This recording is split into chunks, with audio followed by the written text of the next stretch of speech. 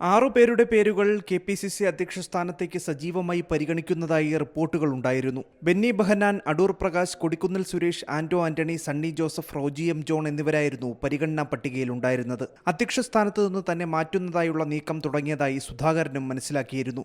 ഇക്കാര്യം പാർട്ടിയിൽ വലിയ തോതിൽ ചർച്ചയായതോടെയാണ് അസ്വാരസ്യം ഹൈക്കമാൻഡിനെ പ്രസിഡന്റ് നേരിട്ടറിയിച്ചത്. തുടർന്നാണ് അധ്യക്ഷ മാറ്റം ഉടൻ ഉണ്ടാകില്ലെന്ന ഉറപ്പ് സുധാകരന് AICC നേതൃത്വം നൽകിയത്. തദ്ദേശ നിയമസഭാ തെരഞ്ഞെടുപ്പുകൾ വരാനിരിക്കുന്ന സാഹചര്യത്തിൽ പുതിയ പ്രസിഡന്റിന്റെ നേതൃത്വത്തിലായിരിക്കും കോൺഗ്രസ് മുന്നോട്ടു പോവുകയെന്ന റിപ്പോർട്ടുകളും പുറത്തുവന്നിരുന്നു.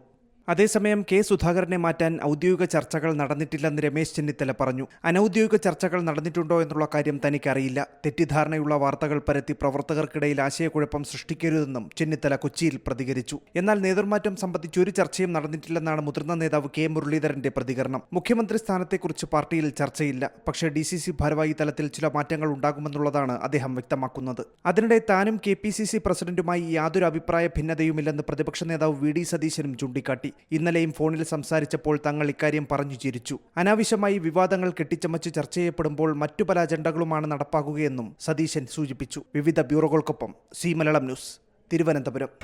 പുതിയ വാർത്തകളും വിശേഷങ്ങളും ഇനി വിരൽ തുമ്പിൽ. എല്ലാ ഡിജിറ്റൽ പ്ലാറ്റ്ഫോമുകളിലും ഇപ്പോൾ മലയാളം ന്യൂസ് ലഭ്യം.